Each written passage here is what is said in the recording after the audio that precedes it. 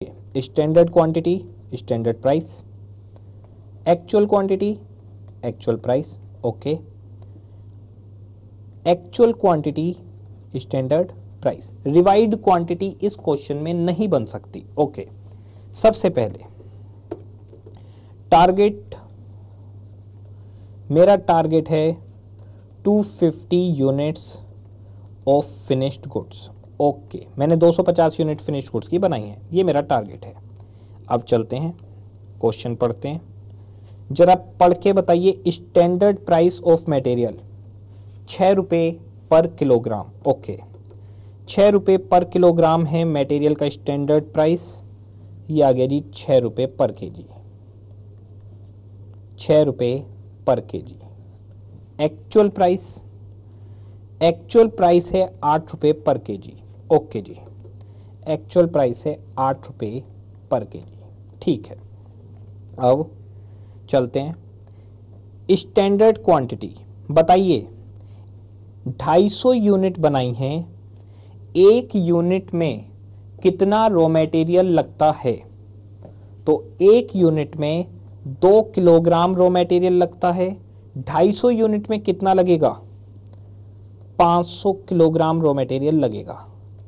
250 units finished goods की और एक यूनिट में 2 किलोग्राम रॉ मटेरियल, 500 किलोग्राम, ये हो गया 3000 रुपये, ठीक है। अब आगे चलते हैं। आगे क्वेश्चन कह रहा है material A was purchase at ₹8 per kilogram and consumed 1.8 per unit of P.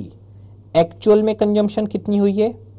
Actual में 1.8 किलोग्राम लगा है एक यूनिट में। अच्छा, यानी एक्चुअल में मैं ये कह सकता हूं कि एक्चुअल में सिर्फ 1.8 किलोग्राम ही लगा है, 500 यूनिट फिनिश गुड्स की और एक्चुअल में सिर्फ 1.8 किलोग्राम लगा है। जरा कैलकुलेट करके बताएंगे कितने किलोग्राम लगा? 250 इंटू 1.8, 450 किलोग्राम ही लगा है, ठीक है। तो लगना था वैसे 500, लेकिन 450 किलोग्राम में ही काम हो गया। 2700, 450 किलोग्राम और 8 रुपये से 3600 रुपये, ठीक है। अब मैं आपको फिर से याद दिलाता हूं, हम जो भी क्वांटिटी की बात करते हैं वो सिर्फ रॉ मटेरियल की कर रहे हैं। क्या मैं कह सकता हूं 450 किलोग्राम रॉ मटेरियल खरीदा होगा 8 रुपये से, खरीदना था 6 रुपये से। Price variance, material price variance, और ये हो गया 36 और 27, 900 एडवर्स। यूसेज या ईल्ड वेरिएंस, कुछ भी नाम दे सकते हैं, मटेरियल यूसेज वेरिएंस या मटेरियल ईल्ड। मिक्स नहीं है तो दोनों सेम हो गए, अगर मिक्स नहीं है बीच में तो दोनों सेम हो गए। जब भी ऐसा नाम देना हो हमेशा यूसेज दीजिए, ठीक है। तो ये हो गया 300 फेवरेबल और ओवरऑल मटेरियल कॉस्ट वेरिएंस हो गया 600 एडवर्स। लेकिन ये आपके समझने के लिए है, ये आपके समझने के लिए है। एग्जाम में कैसे रिप्रेजेंट करेंगे वो देखिए, बहुत सिंपल एग्जाम में रिप्रेजेंट करने का तरीका। एग्जाम में आप वेरिएंस लिखेंगे। First, material price variance equals to actual quantity standard price minus actual quantity actual price, okay. मैं आपको बिना टेबल के सिखा रहा हूँ, या आप बिना टेबल के भी कर सकते हैं। Actual quantity 250 unit finish goods की बनाई हैं, हर यूनिट पर 1.8 किलोग्राम लगा है और स्टैंडर्ड प्राइस 6 रुपये था, माइनस 250 यूनिट 1.8 केजी और 8 रुपये में एक्चुअल में हमने खरीदा। अब आप देखिए, ऐसे भी आपका आंसर 900 एडवर्स आ जाता।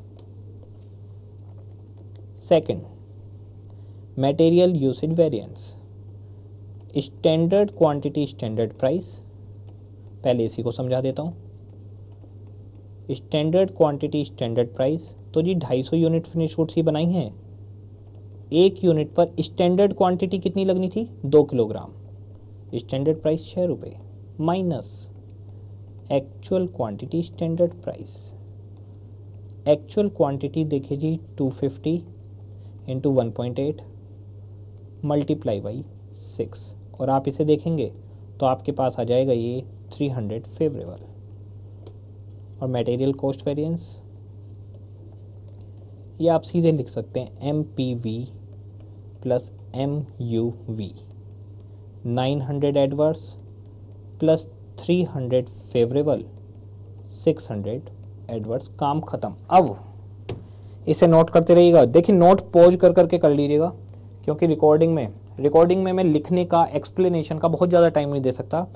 CD की एक कैपेसिटी है अपनी, तो इसलिए मैं थोड़ा तेज दौड़ा रहा हूँ। आप इसको बीच में रोक कर आराम से समझ सकते हैं। दूसरी बात, मुझे मेन बात ये बताइए आप, क्या एग्जाम का क्वेश्चन और बुक के क्वेश्चन सेम है या डिफरेंट है? डिफरेंट है, पक्का डिफरेंट है। और मैं आपको बता दूं, एग्जामिनर स्टैंडर्ड कॉस्टिंग का हर बार एक नया क्वेश्चन देता है, लेकिन अगर बच्चे का कॉन्सेप्ट क्लियर है, बच्चे का दिमाग क्लियर है इस चीज़ में, वो 100% कराएगा। अभी तो आपने मटेरियल वेरिएंस पढ़ा है, जब आप लेबर ओवरहेड सब पढ़ेंगे ऑटोमेटिकली हो जाएगा। रटने से काम नहीं चलेगा, कॉन्सेप्चुअली समझना पड़ेगा कि अच्छा मटेरियल प्राइस वेरिएंस का मतलब होता है क्या प्राइस लगना था, क्या लगा। यूसेज का मतलब होता है क्या क्वांटिटी लगनी थी, क्या क्वांटिटी लगी। कॉस्ट वेरिएंस का मतलब होता है टोटल कॉस्ट कितनी लगनी थी और एक्चुअल कॉस्ट कितनी लगी। धीरे धीरे आएगा सब कुछ, समय लेगा लेकिन आएगा। ओके, इसके आगे क्वेश्चन नंबर 6 आप लोग पढ़ के अब ट्राई करने की कोशिश करिए, पढ़िए और थोड़ी सी कोशिश करिए कि शायद आप कर पाएँ। हाँ जी, देखिएगा क्वेश्चन नंबर 6 है हमारे पास, पास्ट ईयर 5 नंबर में आया, मई 2009 में। देखिए क्वेश्चन क्या कहता है आपसे, following details relating to product X. Okay, product X finished goods है इसका मतलब। During the month of April 2009 are available. Okay, standard material cost per unit of X, X की एक यूनिट के लिए, एक यूनिट फिनिश्ड गुड्स के लिए मटेरियल 50 किलोग्राम लगेगा और रेट है उसका 40 रुपये। ओके, मतलब एक यूनिट के लिए मैं कह सकता हूँ 2000 रुपये का मटेरियल लगेगा। ठीक है, एक्चुअल प्रोडक्शन 100 यूनिट, यही तो मेरा टारगेट है। टारगेट आपने एक्चुअल में 100 यूनिट बनाई है। Okay, actual material cost 42, material आपने जो एक्चुअल परचेज प्राइस है वो 42 है, स्टैंडर्ड प्राइस कितना था 40 रुपये, 2 रुपये महंगा खरीदा है। Okay, material price variance 9800 adverse, obvious आपको नुकसान हुआ है, हमें मालूम है। देखिएगा स्टैंडर्ड प्राइस था 40 रुपये, एक्चुअल प्राइस है 42, कितने रुपए का नुकसान हुआ बताइए? 1 किलोग्राम पर, 1 किलोग्राम पर कितने रुपए का नुकसान हुआ? 2 रुपए का नुकसान हुआ। 40 रुपए वाला आपने 42 में खरीदा है, 2 रुपए का नुकसान 1 किलोग्राम पर हुआ। Okay, material price variance 9800 adverse, question कह रहा है टोटल नुकसान 9800 का हुआ है आपको, प्राइस की वजह से आपको 9800 रुपये का नुकसान हुआ है, 1 किलोग्राम पर 2 रुपये का नुकसान हो रहा है आपको। ओके, जबकि 98 का टोटल नुकसान है। बता सकते हैं कितने किलोग्राम खरीदा होगा? क्या मैं कह सकता हूं आपने 4900 किलोग्राम रॉ मटेरियल खरीदा होगा इस बार? जी हाँ, आपने 4900 किलोग्राम रॉ मटेरियल खरीदा होगा इस बार। और जरा क्वेश्चन की रिक्वायरमेंट देखिए क्या है। क्वेश्चन की रिक्वायरमेंट है calculate the actual quantity of material used during the month of अप्रैल। तो आपने मंथ में कितना मटेरियल यूज किया है? 4900 किलोग्राम मटेरियल आपने यूज किया है। क्वेश्चन खत्म, दी एंड। 5 नंबर का क्वेश्चन है। अगर आप देखें सिर्फ एक पॉइंट 5 नंबर में पूछा गया है, लेकिन वही बच्चा समझेगा जिसे करना आता है। एग्जाम के पॉइंट ऑफ व्यू से फिर से मैं वही टेबल बनवाऊंगा आपको, एग्जाम के पॉइंट ऑफ व्यू से टेबल बनवाता हूं। Answer 6, standard quantity standard price. Okay, actual quantity standard price, actual quantity actual price, target 100 units of finished goods. ठीक है, स्टैंडर्ड क्वांटिटी मैं आपको बताता हूं, आपने 100 यूनिट बनाई है फिनिश गुड्स की। ठीक है, और एक पर 50 किलोग्राम रॉ मटेरियल लगना था, तो 5000 किलोग्राम आपको रॉ मटेरियल लगाना है, ठीक है। स्टैंडर्ड प्राइस है 40 रुपये। एक्चुअल में कितना लगा मुझे नहीं मालूम, रेट 40। एक्चुअल क्वांटिटी कितनी मुझे नहीं मालूम, रेट 42, ये पता है। यहाँ से यहाँ होता है मटेरियल यूसेज वेरिएंस, यहाँ से यहाँ होता है material price variance. Usage variance question ने दिया है 4000 का फ़ायदा हुआ है आपको, और प्राइस वेरिएंस दिया है कि आपको 9800 का नुकसान हुआ है। अब मैं आपको बताता हूँ आप कैसे भी क्वेश्चन को सोल्व कर सकते हो। आप ऐसे भी सोल्व कर सकते हो, 42 और 40 2 रुपये का डिफरेंस, क्वांटिटी सेम है। ज़रा बताइए फॉर्मूला क्या है। क्या मैं कह सकता हूँ material price variance equals to actual quantity standard price minus actual quantity actual price, actual quantity multiply by standard price minus actual price. A Q common हो गया, और मटेरियल प्राइस वेरिएंस क्वेश्चन ने खुद दिया है 9800 एडवर्स, एडवर्स का मतलब negative. ए Q standard price है 42 रुपये, एक्चुअल प्राइस है 40 रुपये, 2 रुपये का डिफरेंस। ये भी 40 माइनस 42, माइनस के 2 रुपये, माइनस के 9800 इक्वल्स टू माइनस के 2 ए क्यू, माइनस से माइनस कैंसिल, 2 से 90 cancel, A Q equals to 4900 kilograms. ये देखिए मैथमेटिकली अगर आप कर रहे हैं तो मैं आपको बता दूं आपका दिमाग उलझ रहा होगा। मैथमेटिकली 4900 आ गया, कोई दिक्कत नहीं है, लेकिन अगर आप सीधी बात करते तो आप कह सकते थे कि प्राइस पर हर किलोग्राम पर 2 रुपये का नुकसान है और टोटल 9800 का नुकसान है। यही मैंने कहा है, प्राइस पर 2 रुपये का नुकसान है, टोटल 9800 नुकसान है, यानी 4900 किलोग्राम यूज किया गया होगा। ये था ऑल्टरनेटिव 1। इसको देखिएगा पॉज करके कि आखिर क्या हुआ। ऑल्टरनेटिव 2 आप ऐसे भी जा सकते हैं। अब देखिए, अब मैं यहाँ से सिखा रहा हूँ आपको दूसरे रास्ते से। 40 रुपये स्टैंडर्ड प्राइस, 40 रुपये स्टैंडर्ड प्राइस, 5000 किलो, यहाँ के किलोग्राम मुझे नहीं मालूम, और ये पता है 4000 का फ़ायदा हुआ, ठीक है।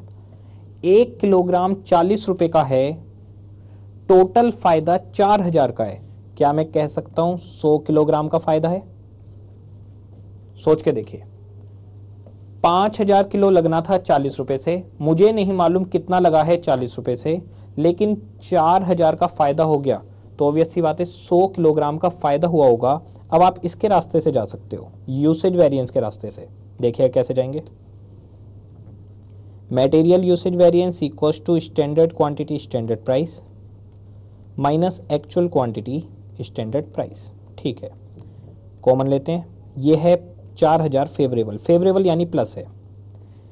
Standard quantity minus actual quantity, standard quantity minus actual quantity into standard price. Standard price है 40 रुपये, वैल्यू रख रहा हूँ सबकी। 4000 इक्वल्स टू स्टैंडर्ड क्वांटिटी है 5000 kilo minus actual quantity into 40। 40 सामने गया, 40 सामने चला जाएगा, बताइए सामने चला गया, डिवाइड होकर 100। 100 equals to 5000 minus A Q, A की इक्वल्स टू 4900 किलोग्राम। 2 रास्ते थे निकालने के। 5 नंबर में क्वेश्चन दिया एग्जामिनर ने, पॉज करके कोशिश करिए समझने की क्या आखिर क्या चल रहा है। और बता दूं, ये सब किसी रट्टाफिकेशन से नहीं हो सकते, सिर्फ कॉन्सेप्चुअल क्लैरिटी से हो सकते हैं। धीरे धीरे सीख जाएंगे आप। पॉज करके देखिएगा, एक बार पढ़िएगा, फिर करने की कोशिश करिएगा, दिमाग चलेगा इस चीज़ में। Last question material cost variance का जो मैं करवा रहा हूँ, और आपको क्लैरिफाई कर दूँ, ये रिकॉर्डिंग क्लासेस सिर्फ कॉन्सेप्चुअल क्लैरिटी के लिए हैं। इसमें नंबर ऑफ क्वेश्चंस कंपैरेटिवली कम है, पर आपका कॉन्सेप्ट क्लियर हो जाएगा। मैं मानकर चलता हूँ आपने स्टैंडर्ड कॉस्टिंग पहले पढ़ी हुई होगी, ये सिर्फ कॉन्सेप्ट क्लियर करने के लिए, बाकी इसका कोई ऑब्जेक्टिव नहीं है, ठीक है।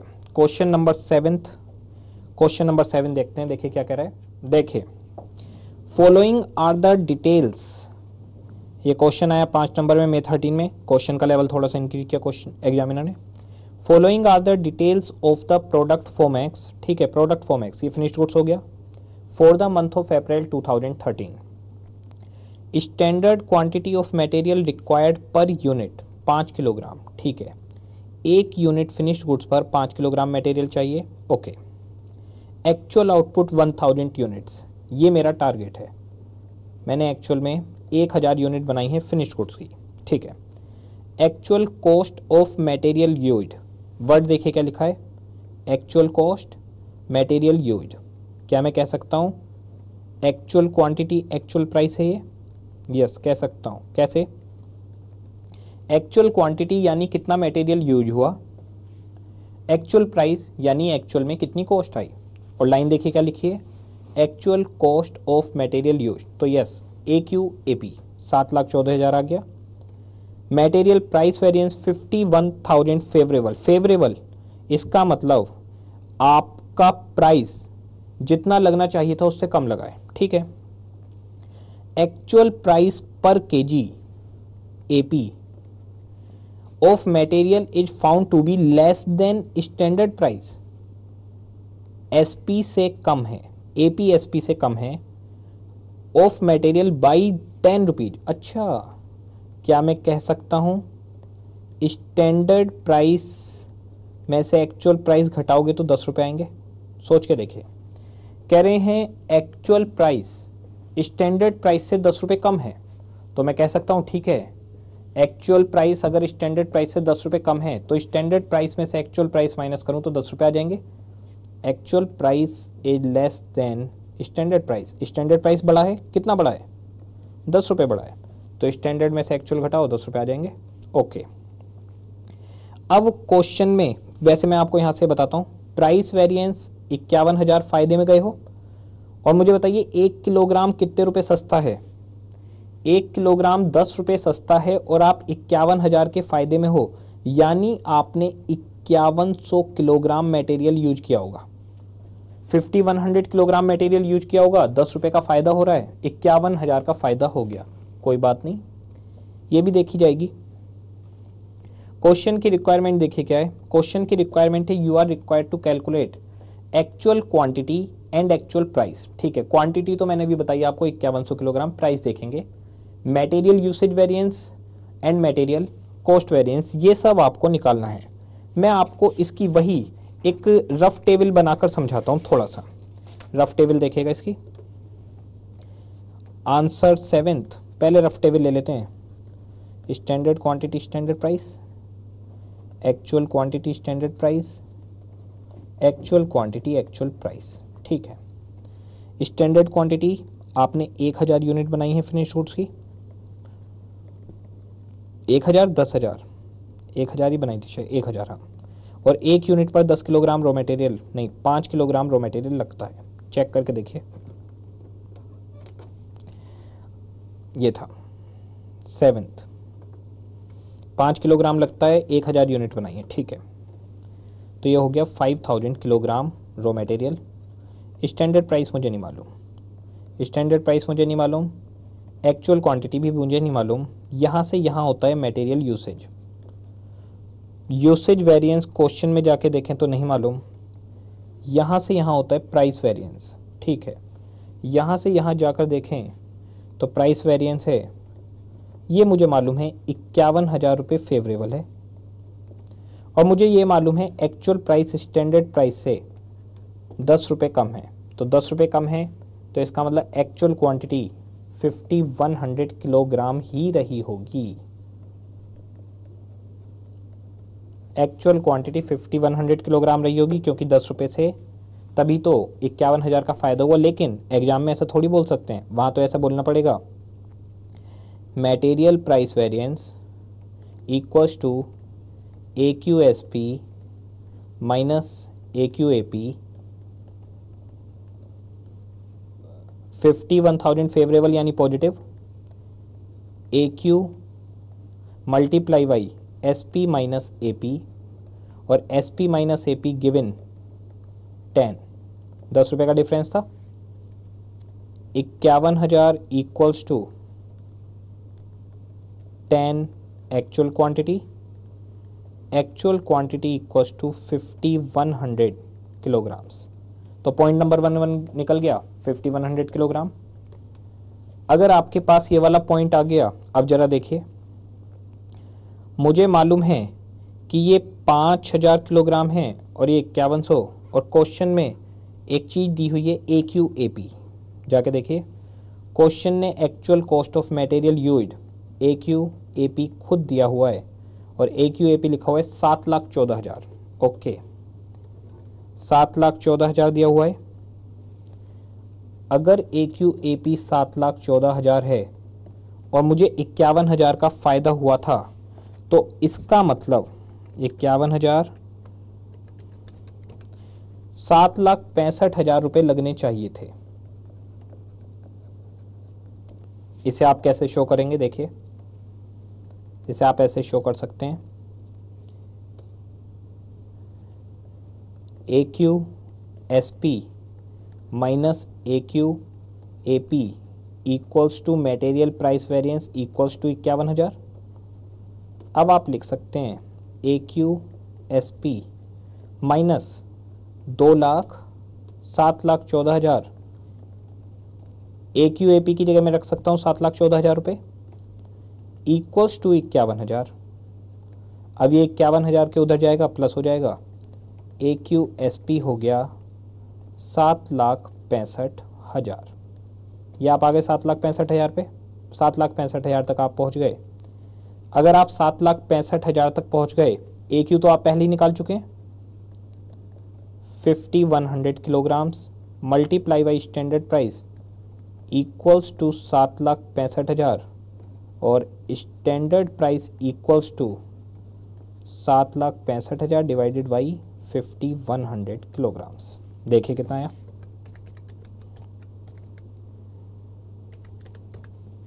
150 रुपये, 150 रुपये पर केजी। ओके, तो स्टैंडर्ड प्राइस आ गया 150, और आप जानते हैं standard price minus actual price equals to 10 रुपये। स्टैंडर्ड प्राइस है 150 माइनस AP इक्वल्स टू 10 रुपये, AP इक्वल्स टू 140 रुपये पर केजी। देखिए, आप एक चीज़ को स्टार्ट कर दीजिए, और आपको मज़ेदार बात मैं बताऊं, ये सब कुछ चल रहा है हमारी इस रफ टेबल के थ्रू। रफ टेबल आपको आइडिया देगी, आप रफ टेबल बना लीजिए, आइडिया देगी। ये 150 है, ये 140 है। वैसे आप 714 को अगर 5100 से डिवाइड करते तो भी 140 रुपये आ जाता। अगर आप 714 को 5100 से डिवाइड करते तो भी ये आ जाता, ऐसे भी कर सकते थे। ठीक है, मटेरियल यूसेज वेरिएंस के लिए अब ये 150 आ गया, 150 ही आ गया, तो 15 पंजे 75, 7.5 लाख रुपये यूसेज वेरिएंस आपके पास खुद आ जाएगा 15,000 एडवर्स। कोई बात नहीं, करके दिखा देते हैं। Third, material usage variance equals to standard quantity standard price minus actual quantity standard price. Standard quantity standard price आपका है, स्टैंडर्ड क्वांटिटी कितनी है 5,000 kilogram, standard price 150 minus 5100 kilogram 150, 100 kilogram फालतू लगाए, 150 से तो 15,000 का नुकसान हुआ है एडवर्स। ये हमारे पास आ गया। और जरा क्वेश्चन की रिक्वायरमेंट देखिए, मटेरियल यूसेज आ गया, एक्चुअल प्राइस और एक्चुअल क्वांटिटी आ गया। अच्छा, मटेरियल कॉस्ट हो रहा है, ठीक है, तो इसका मतलब ये 0.1 के थे दोनों, 0.1 का A और B कर देता हूँ ये, और ये 0.2 हो गया, ठीक है, और 0.3 मटेरियल कॉस्ट, ये तो बिल्कुल सीधा सीधा है। Material cost variance equals to material cost variance equals to material price variance plus material usage variance. 51,000 का फ़ायदा प्लस 15,000 का नुकसान, ओवरऑल 36,000 का फ़ायदा। मैं आप लोग को यही सजेशन दूंगा कि पहली बात तो यहाँ तक जो आए हैं इसमें कम से कम आपको 2 या 3 दिन लगेंगे। घर पे अगर आप CD देखते हो, बहुत बहुत टफ कॉन्सेप्ट को कंपाइल करके मैंने इसके अंदर डाला है, तो आपको 2 या 3 दिन लग सकते हैं। एक दिन में देख लेते हो तो बहुत अच्छी बात है, उसे देखने के बाद आप जिस भी ऑथर की बुक से पढ़ रहे हैं, जो भी ऑथर हो, किसी की बुक हो सकती है आपके पास, उसकी बुक के क्वेश्चन करिएगा आप मटेरियल के सारे। मैं आपको बता रहा हूँ क्लियर, आपसे मटेरियल के सारे क्वेश्चन बन जाएंगे। लेकिन जितने क्वेश्चन क्लास में करवाएं, जो करवाए, इतना करने के बाद सिर्फ मटेरियल के क्वेश्चन करिएगा। इसके बाद अब मैं चालू करने वाला हूँ दूसरा वेरिएंस। वो वेरिएंस आप पढ़ेंगे अपने ऑथर की बुक से मटेरियल के सारे क्वेश्चन करने के बाद, फिर वो वेरिएंस के क्वेश्चन, फिर ऐसे ही अगला अगला, आपकी स्टैंडर्ड कॉस्टिंग पूरी क्लियर हो जाएगी। 8 नंबर के अप्रॉक्स आईपीसीसी में आती है और 16 नंबर की सीए फाइनल में आती है। सीए फाइनल में दिक्कत करती है क्योंकि आईपीसीसी में बच्चों को कॉन्सेप्ट क्लियर नहीं होता। दूसरी बात, आगे वाले वेरिएंस थोड़े से स्पीड में चलेंगे, बीच में से जो तोड़ के देखेगा उसे दिक्कत होगी। इसी सीक्वेंस में देखिएगा जैसे मैं करवा रहा हूँ, क्योंकि मैं चेन से चेन जोड़ता जाऊँगा। अगर आप बीच में से आगे से कहीं देखेंगे तो आपकी चेन टूट जाएगी बीच में। तो जो भी देखे वो पूरी सीडी देखे एक साथ रूटीन से, और इससे करें फिर ऑथर की बुक से अपने क्वेश्चन, फिर यहाँ से करें फिर ऑथर की बुक से, आराम से आपका हो जाएगा। ओके,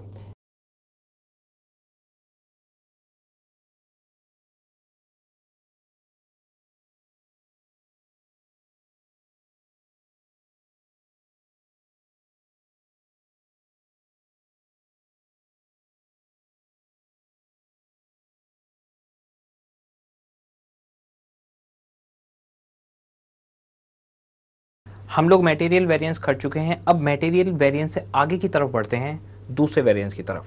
अगर आपने मटेरियल ढंग से कर लिया है तो अब आप दूसरे वेरिएंस की तरफ बड़े आराम से बढ़ सकते हैं। स्टैंडर्ड का, एक्चुअल का क्या चीज़ें करते हैं, वो सब चीज़ें हमारे पास आ गई हैं। दूसरा वेरिएंस जो मैं आपके पास लेकर चल रहा हूँ वो मैं लेकर चल रहा हूँ सेल्स वेरिएंस। बहुत आराम से देखिएगा, बिल्कुल उसी पैटर्न पे करवाऊंगा जैसे पहले वाला करवाया है। पहला मटेरियल निकाल रहा था, दूसरा हम निकाल रहे हैं सेल्स वैल्यू वेरिएंस।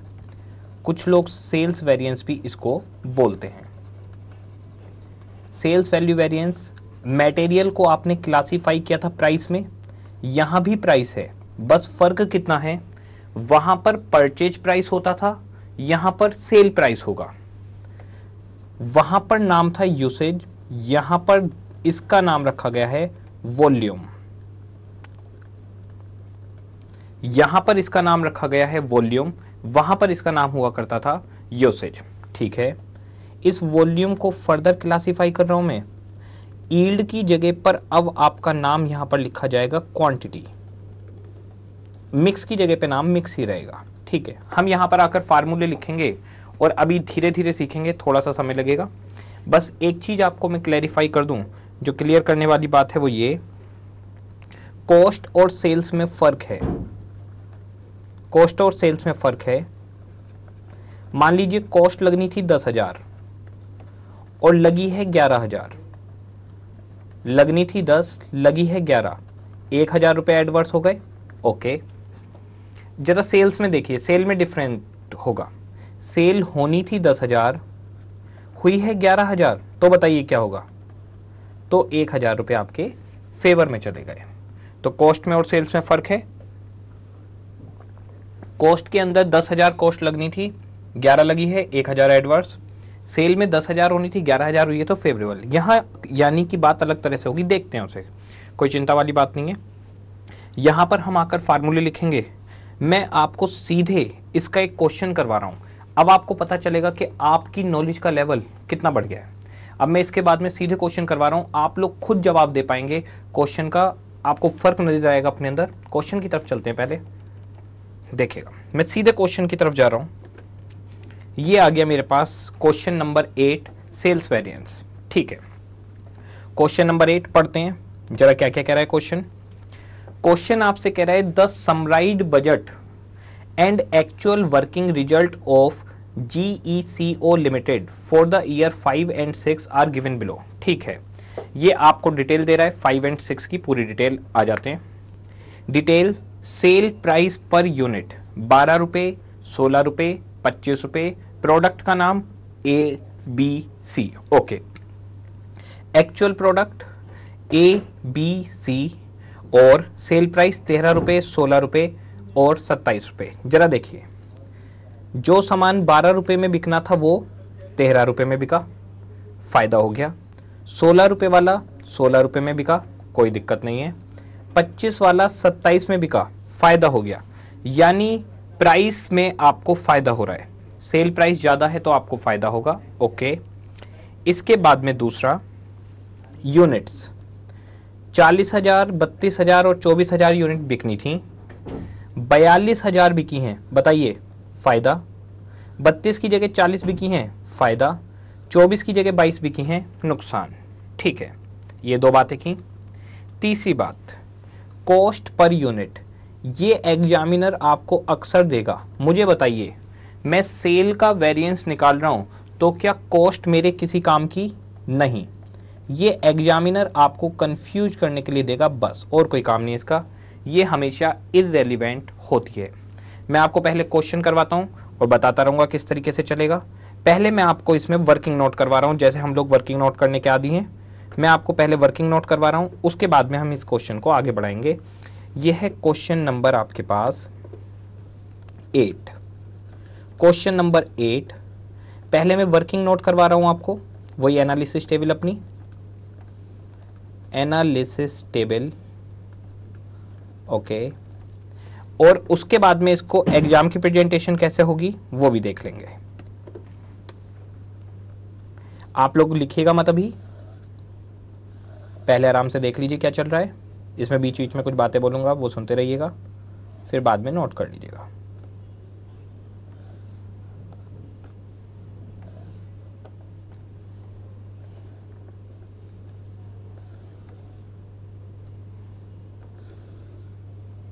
ठीक है,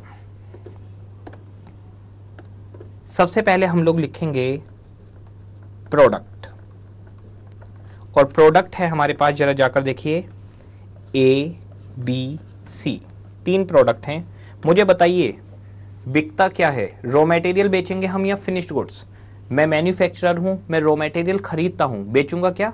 फिनिश्ड गुड्स। तो बेचा फिनिश्ड गुड्स जाता है हमेशा। तो ये मेरे पास फिनिश्ड गुड्स है A, B, C, ये 3 फिनिश्ड गुड्स मेरे पास हैं। ठीक है, ये 3 फिनिश्ड गुड्स मेरे पास आए। यहां पर मैं कॉलम बना देता हूं, टोटल का कॉलम, ओके।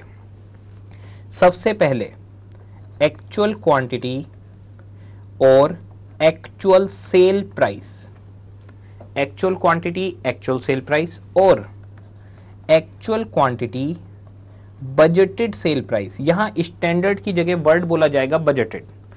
रीजन, मुझे बताइए सेल प्राइस का हम कैसे निकालेंगे सेल्स के अंदर वेरिएंस? बहुत सिंपल है, हम पहले तय करते होंगे कि ये प्रोडक्ट कितने रुपए में बिकना चाहिए।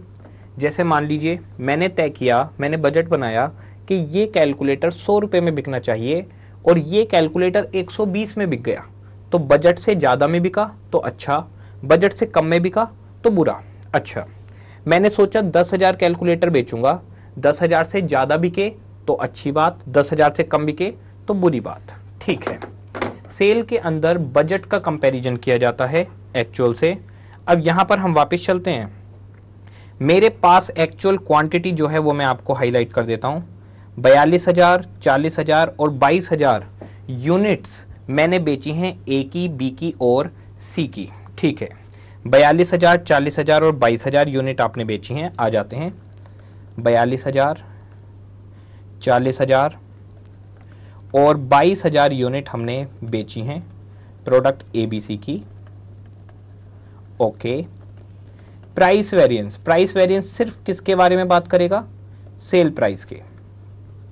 तो प्राइस वेरिएंस आपसे कहेगा कि आखिर आपने इसको कितने में बेचा और इसे कितने में बेचना चाहिए था। तो बिल्कुल सिंपल, आपने एक्चुअल सेल प्राइस जरा देखिए कितने में बेचा है, 13 रुपये, 16 रुपये और 27 रुपये में। ठीक है, हमने 13 रुपये, 16 रुपये और 27 रुपये में बेचा है एक्चुअल में। और आपको बेचना कितने में चाहिए था जी? बेचना कितने में चाहिए था? 12 रुपये, 16 रुपये और 25 रुपये में। ठीक है, 12 रुपये, 16 रुपये और 25 रुपये में बेचना चाहिए था।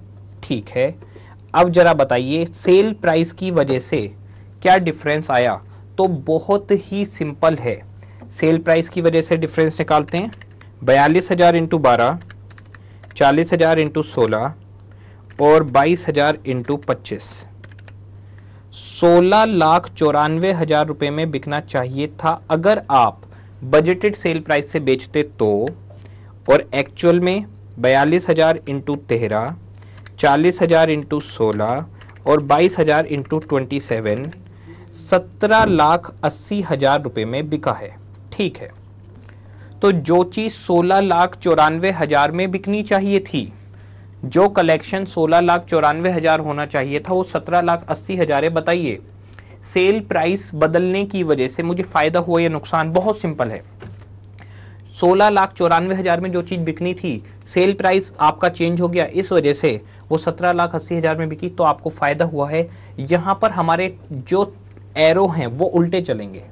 पहले मैं यहाँ से यहाँ जाता था, लेकिन अब मैं यहाँ से यहाँ आऊँगा, क्योंकि यहाँ पर उल्टा रिलेशन है। किस तरीके से? सोचिए, मेरी कॉस्ट 10,000, मेरी कॉस्ट 11,000 लगी, अरे बुरा हुआ। अब सेल, मेरी सेल 10,000, मेरी सेल 11,000 हुई, अरे ये तो बहुत अच्छा हुआ। तो सेल और कॉस्ट में फ़र्क है, इसलिए फार्मूले बदल जाएंगे। अभी जब मैं आपको फार्मूले लिखवाऊंगा तो ये बात बताऊंगा भी। और ये हो गया मेरे पास प्राइस वेरिएंस। तो सेल प्राइस वेरिएंस और डिफरेंस कितना आ रहा है आप चेक कर सकते हैं।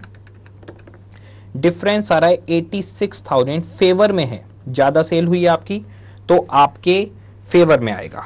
ठीक है, ये पहला वेरिएंस हुआ। आप सभी लोगों को याद होगा इसके आगे हम क्या निकालते थे? रिवाइड क्वांटिटी मल्टीप्लाई बाई स्टैंडर्ड की जगह बस नाम हो गया है बजटेड सेल प्राइस। स्टैंडर्ड की जगह पर नाम हो गया है बजटेड सेल प्राइस। ठीक है, बजटेड सेल प्राइस देखते हैं कितना है आपका। रिवाइज क्वांटिटी का मैं यहाँ पर नीचे एक वर्किंग नोट बना देता हूँ। रिवाइज क्वांटिटी कैसे कैलकुलेट होती है? पहले आप एक्चुअल क्वांटिटी बताइए। तो जी एक्चुअल क्वांटिटी हमारे पास मैं आपको बता देता हूँ, 42,000 यूनिट ए की, 40,000 यूनिट बी की और 22,000 यूनिट सी की बिकी हैं। ठीक है, टोटल कितनी यूनिट बिकी हैं आपके पास?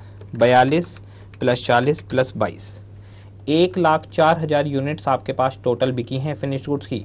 ये किस रेशो में बटनी चाहिए थी मैनेजमेंट के हिसाब से? तो मैं आपको मैनेजमेंट का रेशो दिखाता हूँ अभी। ए बी सी, जरा जाकर मैनेजमेंट का रेशो देखते हैं। मैनेजमेंट का रेशो देखिए 40 32 24। मैनेजमेंट के हिसाब से 40 32 24 का रेशो होना चाहिए, वो रेशो हम यहाँ पर लिख देते हैं 40 32 24। आप इसको सिंप्लीफाई कर सकते हैं। 1,04,000 डिवाइड बाई 96 इंटू 40, ये मेरे पास आ गया 43,333 यूनिट्स हैं, तो मैं राउंड ऑफ करके ही लिख सकता हूँ। 1,04,000 डिवाइड बाई 96 इंटू 32, ये आ गया 34,667 और 1,04,000 डिवाइड बाई 96 इंटू 24, ये आ गया 26,000 यूनिट्स। ठीक है, यानी अगर मैनेजमेंट का रेशो मानते तो 1,04,000 यूनिट ही बेचते, लेकिन उनका रेशो होता 40:32:24। चलते हैं ऊपर, 43,333 यूनिट बेचते आप 12 रुपये से, 34,667 यूनिट आप बेचते 16 रुपये से, और 26,000 यूनिट आपको बेचनी चाहिए थी 25 रुपये से। मैनेजमेंट के हिसाब से तो यही प्रपोर्शन बनता था। कोई दिक्कत नहीं, देखते हैं अगर ऐसा करते तो कितनी सेल होती। अगर आप ऐसा करते तो आपकी सेल हो जाती 17,24,668। आपकी सेल 17,24,668 हो सकती थी, लेकिन क्योंकि आपने मैनेजमेंट का रेशो नहीं मांगा, इसीलिए आपकी सेल सिर्फ 16,94,000 हुई। तो क्योंकि आपने मिक्स फॉलो नहीं किया, इसलिए आपका नुकसान हो गया। और कितने रुपए का नुकसान हुआ रिवेन्यू का? आपके पास 30,668 रुपए की सेल कम हुई है इस वजह से। ओके, एडवर्स हो गया। इसके बाद में हमारे पास लास्ट पॉइंट बचता है और वो है budgeted quantity, budgeted sale price. ये लास्ट है इसका। तो budgeted quantity, budgeted sale price हमेशा क्वेश्चन आपको प्रोवाइड करेगा। यही क्वेश्चन का बजट था। बजटेड क्वांटिटी कितनी? 40,000, बजटेड प्राइस 12 रुपये, budgeted quantity 32, budgeted price 16, budgeted quantity 24, budgeted price 25। ये हमारा बजट था। इसके अकॉर्डिंगली आपको चलना चाहिए था। कोई बात नहीं, लिख लेते हैं भाई। मैनेजमेंट के हिसाब से जो बजट था, मैनेजमेंट के हिसाब से 40,000 यूनिट का बजट था, 12 रुपये सेल प्राइस था। 32,000 यूनिट का बजट था, 16 रुपये सेल प्राइस था। और 24,000 यूनिट का बजट था, 25 रुपये सेल प्राइस था।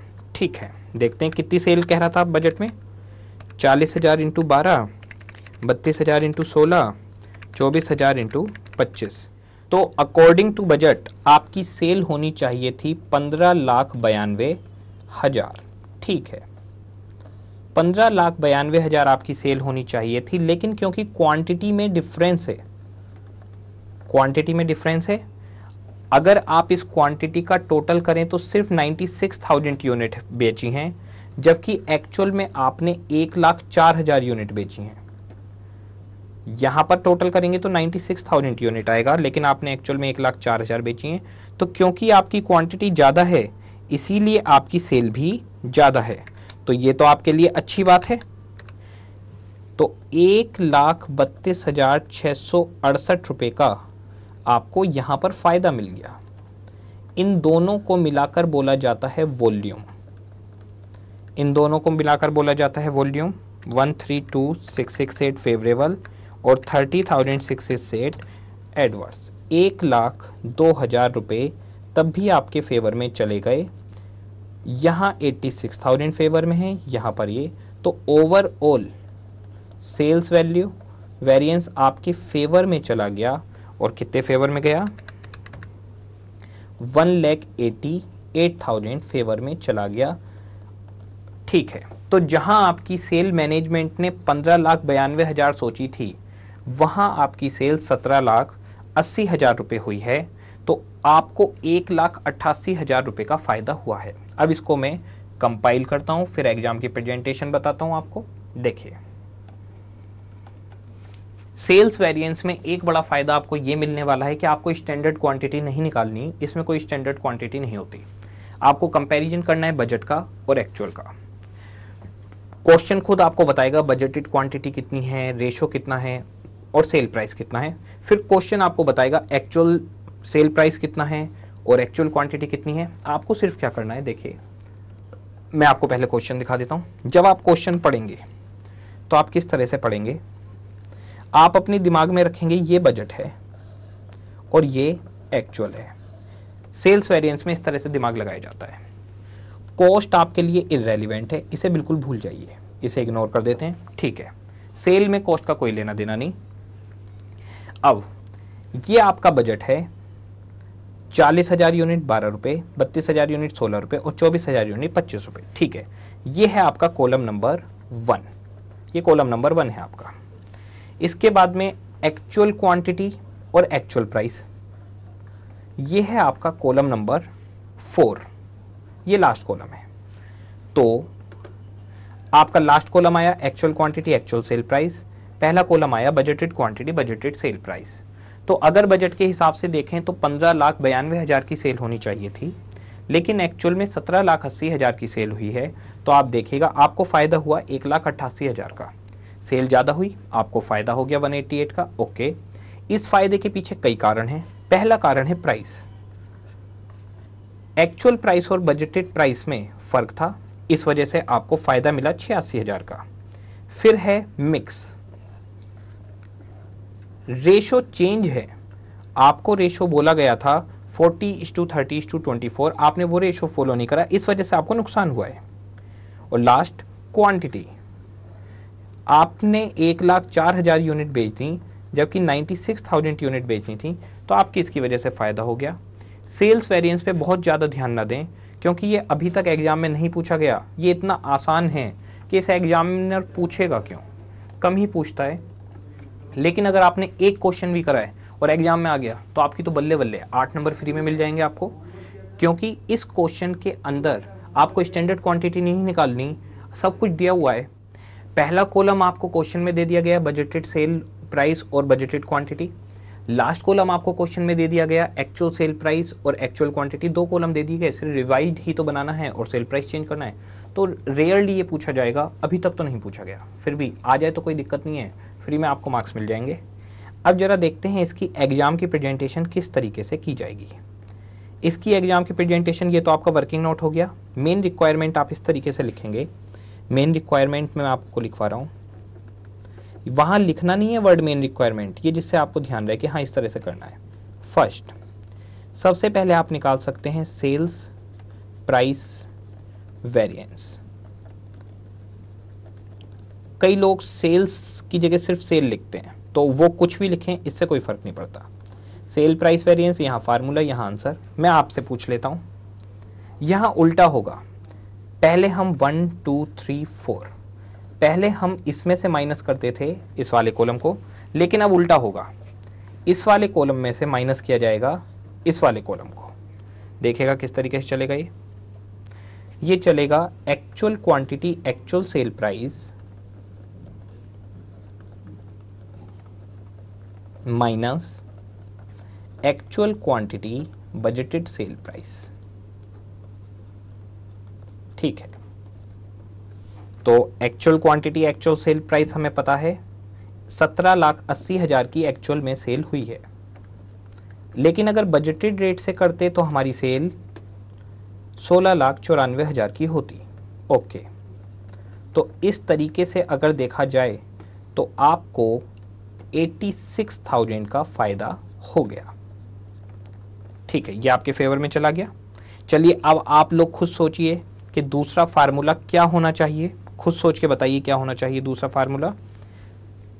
मैं बता रहा हूँ मिक्स के लिए, sales mix variance sale mix variance के लिए आप सीधे बता सकते हैं फार्मूला क्या होगा, बताइए।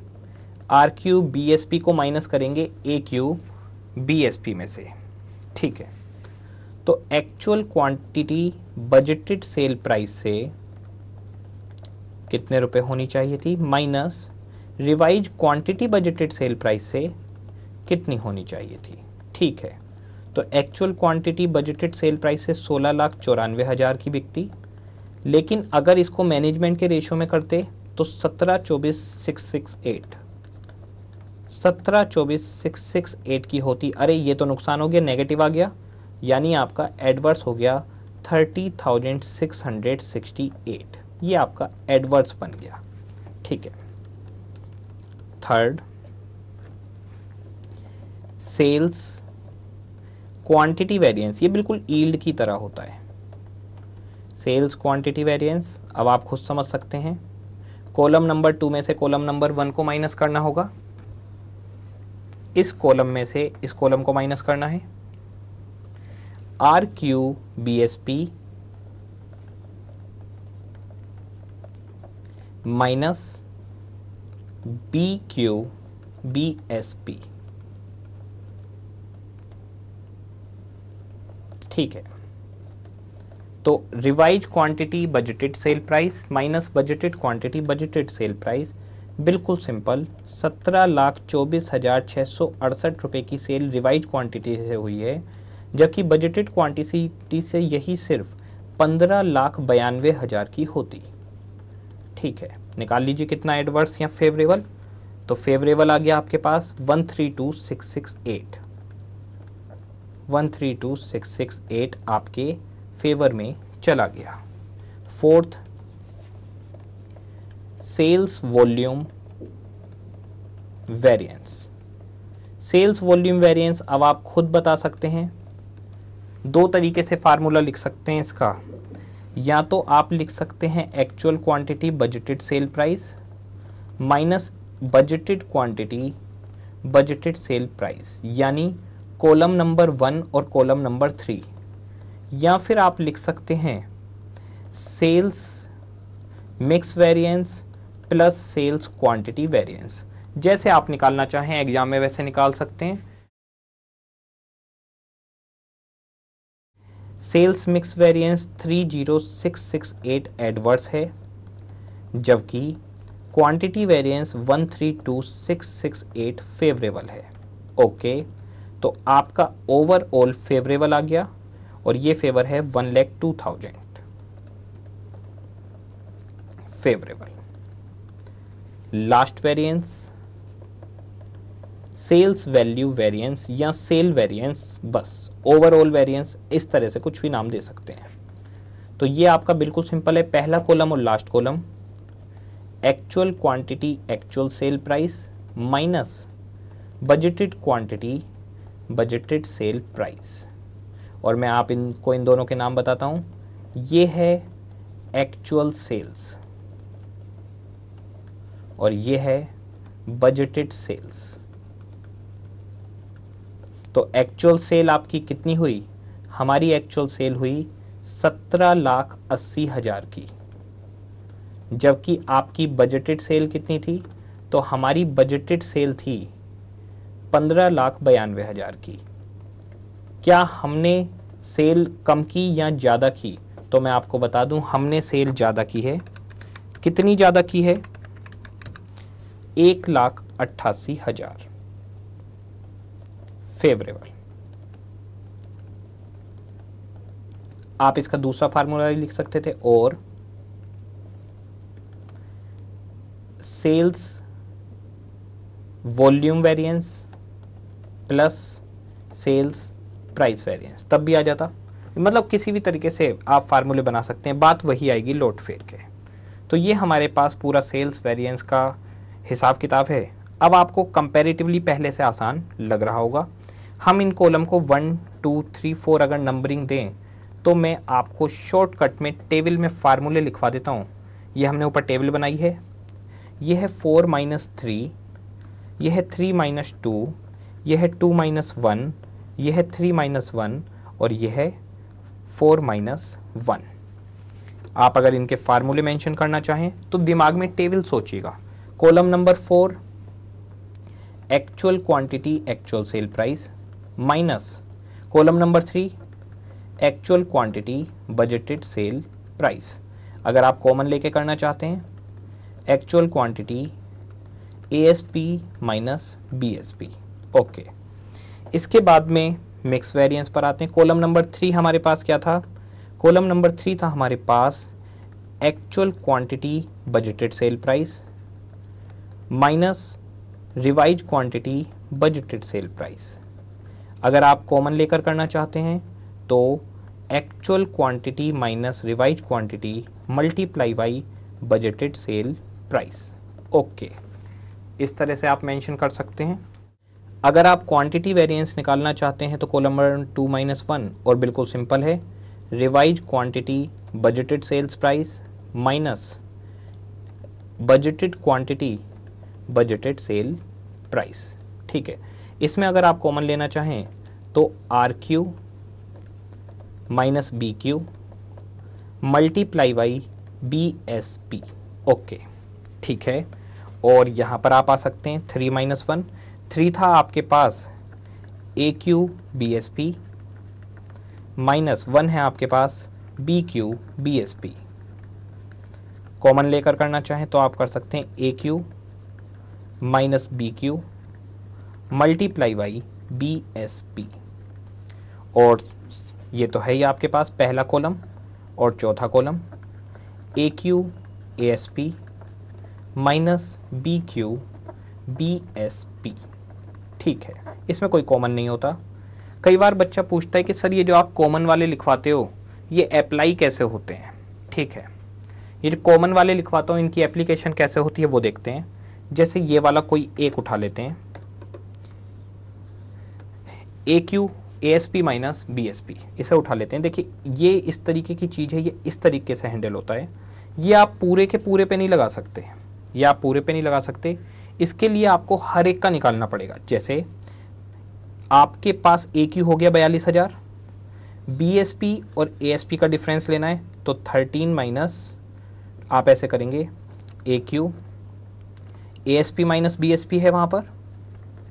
तो अब आप इसको कैसे कर सकते हैं? AQ आपको मालूम है 42,000 मल्टीप्लाई बाई 13 माइनस 12। ठीक है, फिर यहाँ पर ऐसे ही 40,000 16 माइनस 16। ठीक है, ये 13 माइनस 12। ओके, और ये लास्ट वाला 22,000 मल्टीप्लाई बाई 27 माइनस 25। अब ज़रा देखिए 42,000 फेवरेबल, ये वाला देखिए 0 और ये वाला देखिए 44,000 फेवरेबल। ओवरऑल बताइए 42,000 फेवरेबल और 44,000 86,000 फेवरेबल। लेकिन एक बात बताइए, क्या हम एक एक को करें या पूरे कॉलम का टोटल करके निकालें? मुझे बताइए, मैं मटेरियल ए, फिर मटेरियल बी, फिर मटेरियल सी, तीनों का निकालूं अलग अलग कि भैया इसमें इतने रुपए का फायदा, इसमें इतने, या पूरे कॉलम का निकालूं? कॉलम का निकालिए। अगर एक ही सिंपल आता है, मान लीजिए सिर्फ इसी क्वेश्चन में मेरे पास सिर्फ प्रोडक्ट ए होता, बाकी दोनों नहीं होते, तो फिर पूरे कॉलम बनाने से अच्छा है कॉमन वाला फार्मूला लगाइए, A Q multiply by A S P minus B S P. वो धीरे धीरे सीखेंगे आप, एक एक करके चीज़ें बढ़ाता जाऊंगा। मैंने आपको कहा था कि जैसे जैसे हम आगे बढ़ेंगे नई नई चीज़ें सीखते जाएंगे, उसमें टाइम लगता है, ठीक है। इसे आप लोग एक बार देख लीजिएगा। अब आप लोगों को फिर से वही करना है जो मैं आपको बताता रहा हूँ हमेशा। अब आप इस रिकॉर्डिंग को पॉज कर दीजिएगा, पीछे जाइएगा, सेल्स वेरिएंस पूरा पढ़िएगा, जितना मैंने आपको लिखवाया है उसकी प्रैक्टिस करिएगा, अपने ऑथर की बुक उठाइएगा, उससे क्वेश्चंस की प्रैक्टिस करिएगा, और सबसे बढ़िया है स्टडी मटेरियल या प्रैक्टिस मैनुअल लेकर बैठ जाइए आप, वो बेस्ट है। स्टडी मटेरियल प्रैक्टिस मैनुअल से सारे क्वेश्चन की प्रैक्टिस करिए, फिर आप मेरे पास आइए, उसको स्टार्ट करिएगा, रीस्टार्ट करिएगा पॉज को, उसके बाद में फिर मैं आपको नेक्स्ट वेरिएंस सिखाऊंगा। अब जो मैं बोलने वाला हूँ वो मैं ये मानकर करूँगा कि आप अब उसे पॉज करके वापस आ चुके हैं। मटेरियल वेरिएंस हो चुका है, सेल्स वेरिएंस हो चुका है, अब हम बढ़ रहे हैं लेबर वेरिएंस की तरफ। ये हमारा नेक्स्ट वेरिएंस है। लेबर वेरिएंस करवाने से पहले मैं आप लोगों को बता दूं, लेबर को दो तरीके से पेमेंट कर सकते हैं, जो मोटी मोटी बात है। दो तरीके से पेमेंट हो सकती है। एक तो on the basis of production. On the basis of production ऐसे है, जैसे मान लीजिए मैं आपको एक पेन बनाने के 10 रुपये देता हूँ, ठीक है।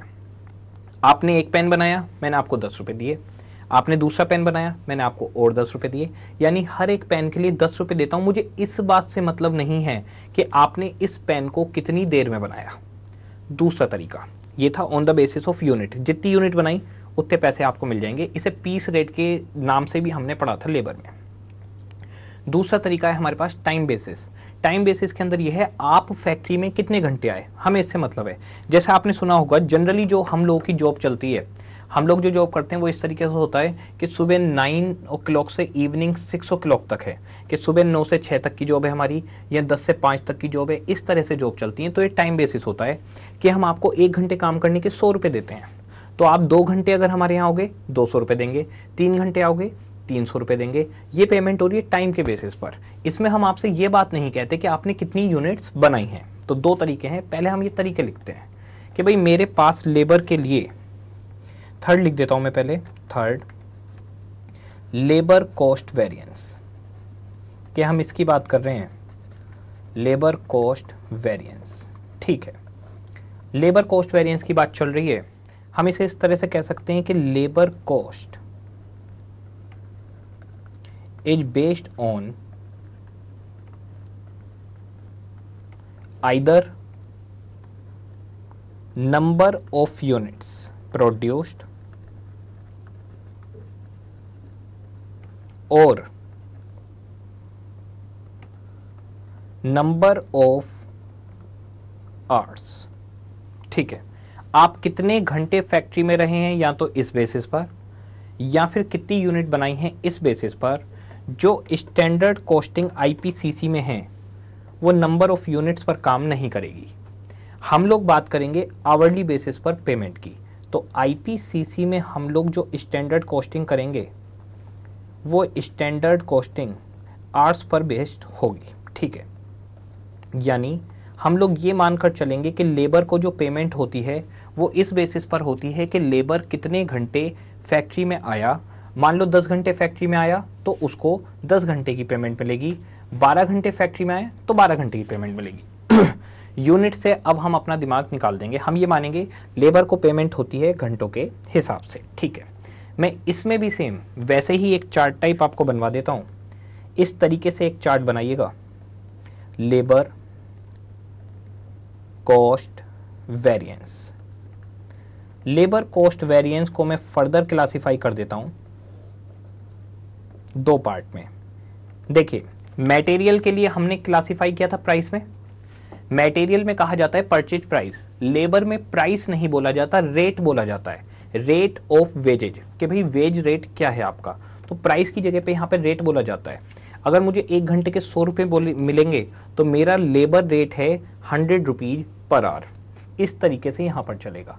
तो हमारे पास इसके अंदर 2 वेरिएशन हो गए, एक तो रेट बिल्कुल ऐसे ही है जैसे प्राइस वेरिएंस, और दूसरा वेरिएंस है हमारे पास एफिशिएंसी।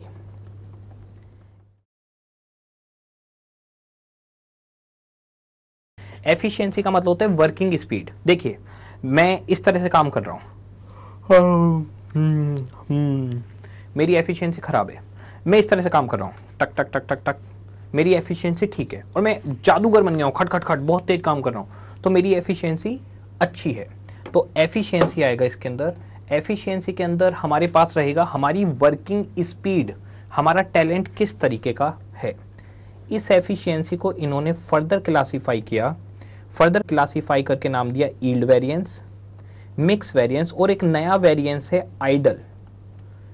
आइडल वेरिएंस या आइडल टाइम वेरिएंस। लेबर को पैसे तो दिए गए हैं पर उसने काम नहीं किया। जैसे कि मान लीजिए मैं फैक्ट्री के अंदर आया, अब फैक्ट्री के अंदर आते ही लाइट चली गई, 1 घंटे तक लाइट नहीं आई, इसमें मेरी थोड़ी कोई गलती है, मुझे तो 1 घंटे के पैसे मिलने चाहिए। इसे कहा जाता है आइडल टाइम, कि लेबर फैक्ट्री में पहुंचा लेकिन वो क्या करे, अगर लाइट ही नहीं आ रही तो पेमेंट तो उसको तब भी मिलेगी, इसे कहते हैं idle time.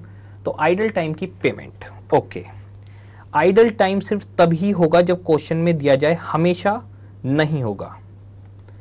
In case of idle time given in question, अगर क्वेश्चन में गिवन हो तभी लिया जाएगा, अदरवाइज नहीं लिया जाएगा।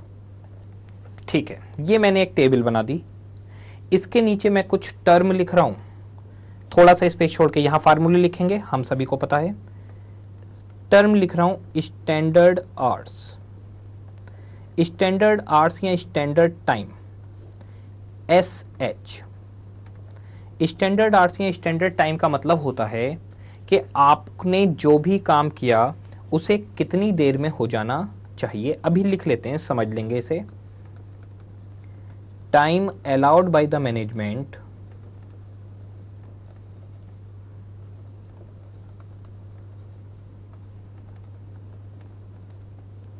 For actual production.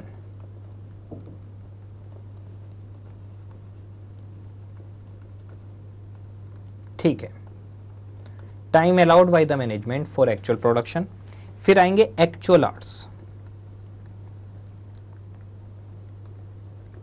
Actual hours AH। Actual hours का मतलब लेबर ने एक्चुअल में कितना टाइम लगाया, लेबर इन फैक्ट्री, या time spent by the labour in factory, labour factory में कितने घंटे रहा है। एक टर्म आएगी actual hours worked,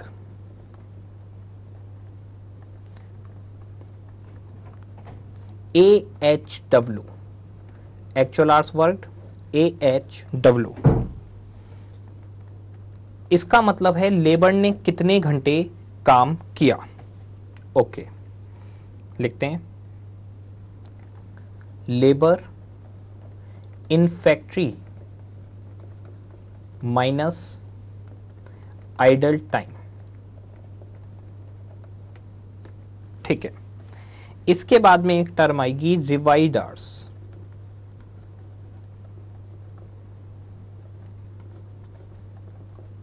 रिवाइड hours actual hours worked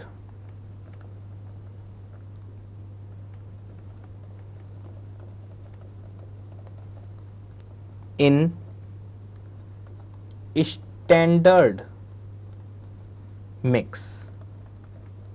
ठीक है, ये सब चीजें एक एक करके हम देखते हैं सारी के आखिर क्या होती हैं। एक एक एग्जाम्पल ले लेते हैं इसके लिए, बहुत सिंपल है। सबसे पहले मैं एक एग्जाम्पल लेता हूं, ये लीजिए। आपको इसमें कई सारी चीजें क्लासिफाई करनी होंगी, बहुत आराम से सोच समझ के बताइएगा। मैं मान लेता हूं स्टैंडर्ड टाइम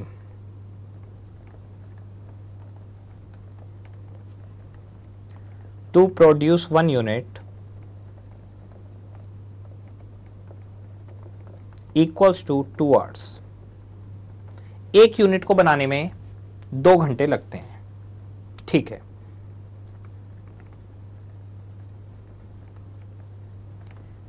एक्चुअल प्रोडक्शन है 1000 यूनिट्स। मुझे बताइए, एक यूनिट को बनने में 2 घंटे लगते हैं, तो 1000 यूनिट को बनाने में कितना समय लगना चाहिए? बिल्कुल सिंपल आंसर है, 2000 घंटे लगने चाहिए। लेकिन actual time taken by the labour 1900 hours, ठीक है। Find out actual hours and standard hours. Solution, actual hours का मतलब होता है लेबर इन फैक्ट्री। बताइए लेबर फैक्ट्री में कितने घंटे है? 1900 घंटे। लेबर फैक्ट्री में 1900 घंटे है, या लेबर ने अपना काम करने में 1900 घंटे लगाए हैं। ओके, एक्चुअल आवर्स 1900 आवर्स हैं। लेबर फैक्ट्री में 1900 आवर्स थी, लिखा हुआ है क्लियर। ये हमेशा क्वेश्चन आपको देगा कि लेबर ने एक्चुअल में कितना समय लगाया। स्टैंडर्ड आवर्स, स्टैंडर्ड आवर्स का मतलब पढ़ते हैं ऊपर जाकर, time allowed by the management for actual production. Management ने आपको कितना समय दिया होगा? क्या आप मुझे बता सकते हैं कितना समय दिया होगा? बहुत ही सिंपल है, मैनेजमेंट ने आपको बेसिकली एक यूनिट के लिए 2 घंटे दिए हैं। तो अगर एक यूनिट के लिए मैनेजमेंट ने आपको 2 घंटे दिए हैं, तो 1000 यूनिट के लिए बताइए कितने घंटे दिए होंगे? Standard hours equals to 1000 units multiply by management एक यूनिट के लिए कितने देता है? 2 hours per unit. Okay, management एक यूनिट के लिए 2 घंटे देता है, तो इसका मतलब 2000 घंटे स्टैंडर्ड हो गए। तो मैं कह सकता हूँ standard time 2000 hours and actual time 1900 hours, ठीक है। एग्जाम्पल,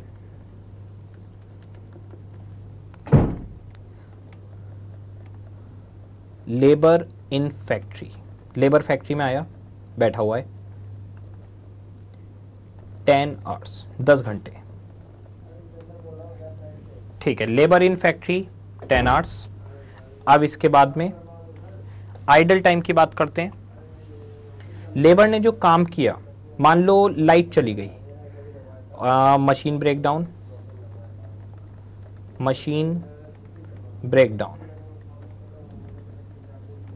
लाइट चली गई या मशीन ब्रेकडाउन हो गया, 2 घंटे का। आपको बताना है actual hours. Find out actual hours worked and idle time. बहुत सिंपल है। सॉल्यूशन, एक्चुअल आवर्स में कह सकता हूं 10 घंटे हैं। एक्चुअल आवर्स वर्कड 8 घंटे और आइडल टाइम 2 घंटे, ठीक है। इसे नोट करिए पहले, फिर मैं बताता हूं आपको। अब आप लोगों को जवाब देना है, आप लोगों के सामने है ये सीन, आप लोगों को जवाब देना है। मुझे बताइए लेबर को कितने घंटे की पेमेंट मिलेगी? क्या मशीन का ब्रेकडाउन उसकी गलती है? लेबर को हमेशा पेमेंट मिलेगी पूरे 10 घंटे की, जितनी देर वो फैक्ट्री में रहा है। ओके, काम कितने घंटे हुआ? सिर्फ 8 घंटे, और 2 घंटे की पेमेंट तो गई लेकिन काम नहीं हुआ। हम इसे इस तरह से बना सकते हैं, एक्चुअल आवर्स 10 आवर्स लिख देते हैं। लेबर को पूरे 10 घंटे की वेजेज दी जाएगी, ठीक है।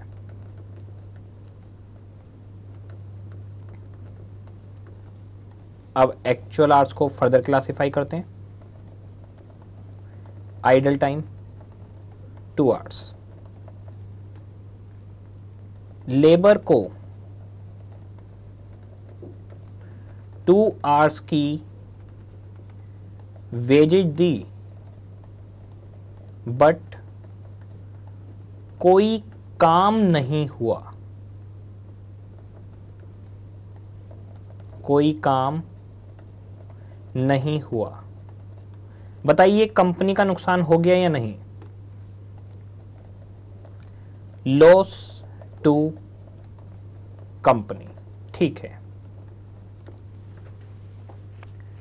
ये लॉस टू कंपनी आ गया। एक्चुअल आवर्स वर्कड 8 घंटे, ठीक है। लेबर ने काम किया एंड वेजेज भी दी गई, ओके। ये सारा सिनेरियो है, कोई बात नहीं, ठीक है। आगे बढ़ते हैं, देखिएगा। पहले मैं आप लोगों को एक सिंपल क्वेश्चन करवाता हूं। 2 क्वेश्चन डाले हुए हमने बुक में और एक एग्जाम का। पहले मैं आपको एक सिंपल क्वेश्चन करवाता हूं जिसमें आइडल टाइम ना हो, ओके। फिर आइडल टाइम को अभी दिमाग से निकाल देते हैं हम इस क्वेश्चन को करते टाइम पे। अब हम अपनी मस्तिष्क से, अपनी बुद्धि से, अपने दिमाग से आइडल टाइम को निकालकर फेंक देते हैं। अब हम नॉर्मल बातचीत करते हैं। अगर आइडल टाइम नहीं है तो, अगर आइडल टाइम नहीं है तो ये जो मेरी टेबल है इसके अंदर एक रेट वेरिएंस होगा, एक एफिशिएंसी, और एफिशिएंसी यील्ड और मिक्स में होगा। आइडल टाइम अभी नहीं है, ये मैं मानकर चल रहा हूं, ठीक है। अगर ऐसी सिचुएशन है, बिल्कुल मटेरियल के जैसा है, बिल्कुल मटेरियल के जैसा है, रेट प्राइस की जगह पे हो गया है, यूसेज की जगह पे एफिशिएंसी, यील्ड और मिक्स वो बिल्कुल सेम टू सेम है। मैंने आपको पहले भी बोला था कि अगर आपको सिर्फ एक मटेरियल वेरिएंस आ जाए तो फिर आपको कोई भी दिक्कत नहीं हो सकती, ठीक है। मैं चलता हूं क्वेश्चन की तरफ, क्वेश्चन की तरफ ले चलता हूं मैं आपको। ये रहा क्वेश्चन, पढ़वाता हूं पहले मैं क्वेश्चन नंबर 9। और क्वेश्चन नंबर 9 क्या कहता है जरा पढ़ते हैं। क्वेश्चन नंबर 9 बहुत ध्यान से पढ़िएगा, आराम आराम से करेंगे इसको। कैसे इसका वर्किंग नोट बनेगा, एग्जाम की प्रेजेंटेशन कैसे होगी, मैं आपको वो सब कुछ लिखवाऊंगा, बस ध्यान से देखिएगा। The following details are available from the records of ABC limited, ठीक है। इसके आगे मैं लिख भी देता हूं, क्वेश्चन नंबर 9 के आगे नो आइडल टाइम। पहले एक सिंपल क्वेश्चन, उसके बाद में एक आइडल टाइम वाला पढ़ते हैं। The following details are available from the records of ABC limited engaged in manufacturing article A of the week ended 28 फरवरी, ठीक है। कोई आर्टिकल A हम बना रहे हैं, ये है हमारे लिए फिनिश्ड गुड्स या प्रोडक्ट, इसके लिए लेबर लगाई जाएगी, ठीक है। The standard labour hours and rate of payment, standard labour hours कितने लगेंगे और क्या हमारी वेजेज का रेट रहेगा पर आर्टिकल, पर आर्टिकल यानी एक यूनिट ए बनाने के लिए 1 यूनिट ऑफ ए। एक यूनिट ए की बनाने के लिए कितना आपका समय लगेगा और कितना वेजेज लगेगी वो डिटेल हमें दी जा रही है। 3 तरीके की कैटेगरी है वर्कर की, जैसे मटेरियल होता था ABC XYZ, ऐसे ही लेबर भी कई तरीके की होती है। इसमें है स्किल्ड, सेमी स्किल्ड और अनस्किल्ड, ठीक है। 10 घंटे स्किल्ड लेबर काम करेगी, 8 घंटे सेमी स्किल्ड लेबर काम करेगी, 16 घंटे अनस्किल्ड लेबर काम करेगी। टोटल 34 घंटे काम होगा एक आर्टिकल बनाने के लिए। 3 रुपये, 1.5 रुपये, 1 रुपये से पेमेंट होगी और टोटल 58 रुपये का खर्चा आ जाएगा, ठीक है। इसके आगे अब डिटेल दी जा रही है एक्चुअल प्रोडक्शन, ठीक है। हमने एक्चुअल प्रोडक्शन करा है 1000 आर्टिकल्स ए के बनाए हैं। नीचे एक्चुअल आवर्स दिए गए हैं कि आपने कितने घंटे काम किया है और रेट दिया गया है, okay. Skilled labour, semi skilled labour, unskilled labour, इतना इतना, रेट 4 रुपये, 1.5 रुपये 90 पैसे, टोटल कॉस्ट इतनी। From the above set of data you are asked to calculate labour cost variance, rate variance, efficiency, mix and yield, okay. हमें ये सारी चीज़ें निकालनी है, कोई दिक्कत नहीं है। क्या क्वेश्चन के अंदर आइडल टाइम है? नहीं है, ठीक है। अगर क्वेश्चन में आइडल टाइम ना हो तो मुझे बताइए, एक्चुअल आवर्स मान लीजिए 10 घंटे हों, कोई आइडल टाइम ना हो, फिर बताइए क्या होगा। अगर एक्चुअल आवर 10 घंटे हैं और कोई आइडल टाइम नहीं है तो एक्चुअल आवर भी 10 घंटे होंगे और एक्चुअल आवर्स वर्कड भी 10 घंटे ही होगा। यानी कोई समय खराब नहीं हुआ, तो जितने घंटे लेबर फैक्ट्री में था उतने ही घंटे काम किया जाएगा। ओके, ठीक है। हम इस क्वेश्चन को करना चालू कर रहे हैं। Question number 9। पहले मैं इसका वर्किंग नोट सिखा रहा हूं, जैसे मेरी आदत है कि पहले बच्चे को वर्किंग नोट आना चाहिए, उसके बाद एग्जाम की प्रेजेंटेशन तो वो सीख ही जाएगा। एनालिसिस टेबल, यहां पर हम ले लेते हैं, एनालिसिस टेबल बनाते हैं।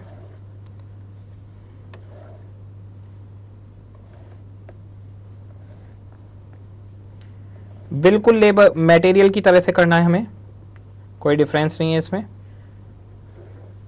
देखेगा 2 मिनट में ही आपको समझ में आ जाएगा क्या चल रहा है। यही मैं आपसे स्टार्टिंग में कह रहा था कि अगर आपने एक भी वेरिएंट ढंग से पढ़ लिया तो आगे तो आसान है। लेबर, 3 तरीके की लेबर है, skilled, semi skilled and unskilled. ठीक है, ये टोटल का कॉलम। सबसे पहले रेट निकालना है। रेट के लिए देखिए क्या होगा, बड़े आराम से समझिएगा। Actual hours multiply by actual rate. Actual our आपने कितने घंटे काम किया और एक्चुअल रेट कितना था, फिर एक्चुअल आवर और स्टैंडर्ड रेट। यहां प्राइस की जगह बोला जाता है रेट, तो आर लगता है।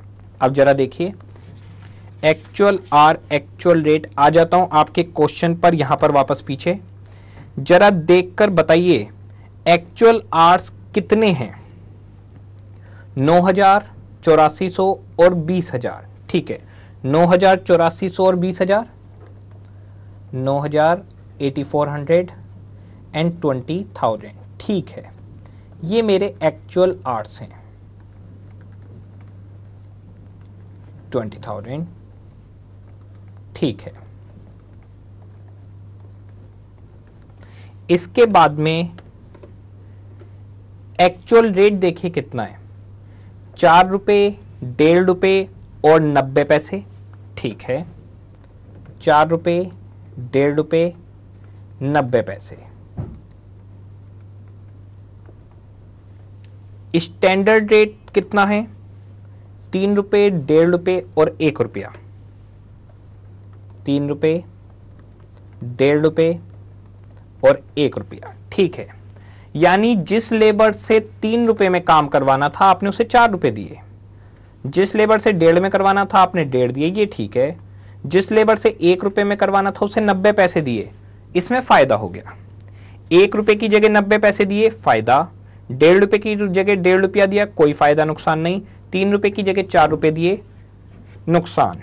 कैलकुलेट कर लेते हैं। 9,000 घंटे 4 रुपये दिए, 8400 आवर्स 1.5 दिए और 20,000 आवर्स 0.9 दिए, यानी आपने टोटल 60,600 की पेमेंट की होगी। अरे ठीक है, लेकिन ये चीज तो क्वेश्चन में ही दी हुई थी। चेक करके देखिए, ये तो क्वेश्चन में ही लिखा हुआ था। मैं आप लोगों को बताता हूं, अगर आप लोग चाहते तो ये शो करने की जरूरत नहीं है, क्योंकि मेरी मेन रिक्वायरमेंट तो टोटल है। बच्चा चाहे तो डायरेक्ट टोटल ही लिख सकता है एग्जामिनेशन हॉल के अंदर, क्योंकि ये मेरा वर्किंग नोट है और मुझे जरूरत किसकी है, इन कॉलम्स के टोटल की। तो आप डायरेक्ट टोटल लिख सकते हैं अगर क्वेश्चन में गिवन है, कोई बात नहीं। हमने लिख दिया है टोटल और अंदर भी, तो ऐसे भी ठीक है। 8400 इंटू 1.5 एंड 20,000, 59,600 खर्च होते अगर मैनेजमेंट की मानते, लेकिन क्योंकि आपने अपने रेट डिफरेंट रखे, ज़्यादा या कम पेमेंट की है, वेजेज रेट अलग अलग है, इसलिए कंपनी को नुकसान पहुंचा। कितने रुपए का नुकसान पहुंचा, 7,000 का नुकसान पहुंचा कंपनी को। ये रेट का नुकसान। अब दूसरा नुकसान मिक्स की वजह से, आप बता सकते हैं क्या लिखूं? रिवाइड आवर्स, रिवाइड क्वांटिटी की जगह पे रिवाइड आवर्स। और आपको रिवाइड आवर्स की डेफिनेशन मुझे समझाने की जरूरत नहीं है, मैं मानता हूं बच्चा इतना समझदार हो गया होगा। जरा देखिए, बिना कुछ बोले मैं कह रहा हूं, पहले निकालिए आखिर एक्चुअल आवर्स आपने कितने लगाए। तो एक्चुअल आवर्स देखिए कितने लगाए हैं, 37,400। ठीक है, आपने 37,400 आवर्स काम किया, मुझे कोई दिक्कत नहीं है, लेकिन इसका रेशो आपको क्या रखना चाहिए था? Skilled, semi skilled, unskilled. आपको इसका रेशो रखना चाहिए था 10:8:16। 10:8:16 आपको रेशो रखना चाहिए था। ठीक है, 10:8:16। और अब जरा इसको निकालते हैं, 37,400 डिवाइडेड बाई 34 मल्टीप्लाई बाई 10। 11,000 घंटे स्किल्ड लेबर से काम करवाना था, 8800 आवर्स सेमी स्किल्ड से काम करवाना था, और 17,600 आवर्स अनस्किल्ड से काम करवाना था। ठीक है, ये हमारे पास आ गए रिवाइड आवर्स। इन्हें एज इट इज ऊपर लिख देंगे, 11,000 इंटू 3, 8800 इंटू 1.50 एंड 17,600 इंटू 1। निकालते हैं, 11,000 इंटू 3, 8800 इंटू 1.5 एंड 17,600 इंटू 1।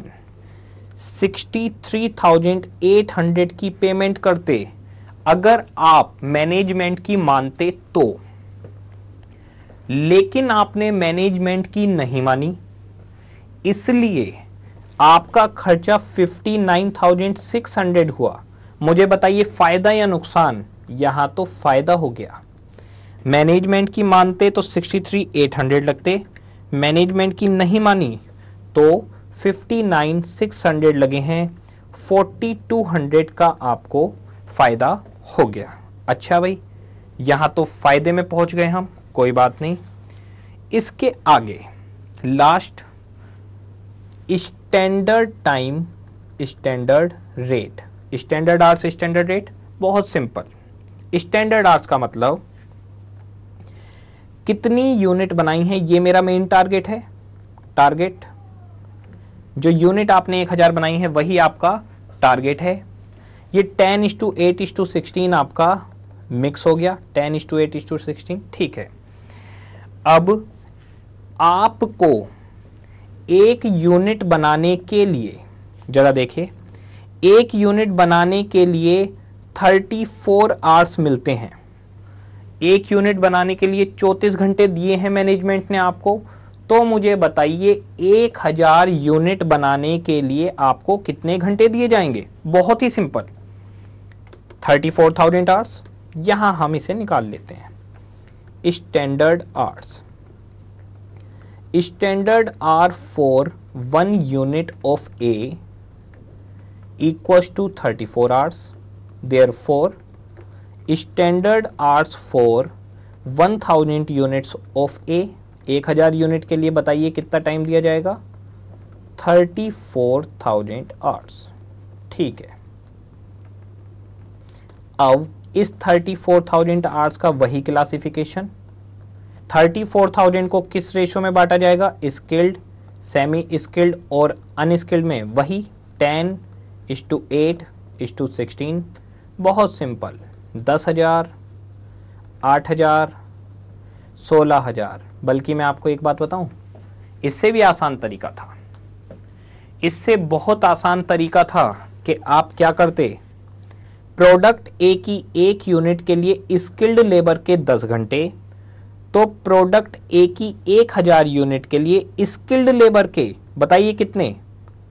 एक आर्टिकल के लिए 10 घंटे तो 1000 आर्टिकल के लिए 10,000 घंटे। तो देखिए स्किल्ड लेबर के 10,000, ऐसे ही एक यूनिट के लिए 8 घंटे तो 1000 के लिए 8000 घंटे, और एक यूनिट के लिए 16 घंटे तो 1000 यूनिट के लिए 16,000 घंटे। ठीक है, खैर चलते हैं ऊपर। ये तो चीजें हम धीरे धीरे सीखते ही रहेंगे।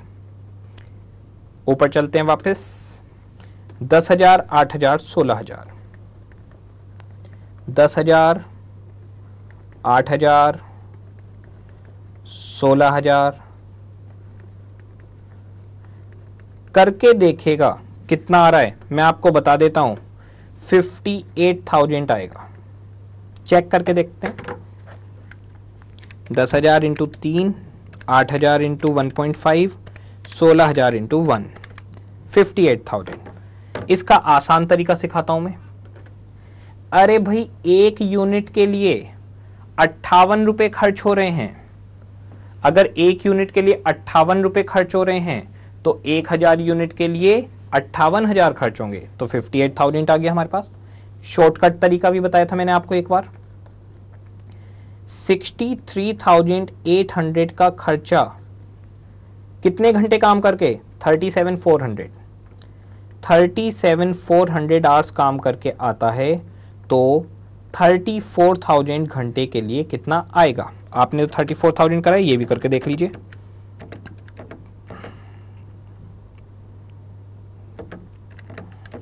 बिल्कुल ठीक है, 34,000, 58। यहां से यहां कहा जाता था यील्ड, तो ये मेरा हो गया यील्ड वेरिएंस। जहां 58,000 खर्च होने थे वहां 63,800 हुए हैं, यानी 5800 का नुकसान हुआ है। और इन दोनों को नाम दिया गया एफिशिएंसी। आइडल टाइम तो है नहीं, तो सिर्फ यही दोनों। एफिशिएंसी आपकी 5800 एडवर्स है और 4200 फायदे में है, यानी 1600 एडवर्स होगी। ओके। और ओवरऑल लेबर कॉस्ट, पूरी लेबर कॉस्ट की बात की जाए तो 8600 एडवर्स होगी। ये हमारे पास है वर्किंग नोट। अब इसकी एग्जाम की प्रेजेंटेशन। एग्जाम की प्रेजेंटेशन की बात की जाए तो आपको सिर्फ वर्किंग नोट बनाना है, और ये तीर कमान ये सब नहीं बनाने होते, ये सब नहीं बनाना होता। ये आपका फाइनल आंसर होता है। फाइनल आंसर देखिए किस तरीके से रखा जाएगा, उसे देखते हैं। एक बार इसको समराइज कर देता हूं मैं। देखिए क्वेश्चन आप पढ़ेंगे, क्वेश्चन पढ़ के क्या करिए, पहले स्टैंडर्ड डेटा दिया होगा, फिर एक्चुअल डेटा, सेम वही करना है। पहले रेट ले लीजिए कि भैया कितने घंटे काम हुआ, एक्चुअल रेट क्या है, फिर उतने ही घंटे काम लेकिन रेट स्टैंडर्ड वाला, पहला रेट वेरिएंस आ गया।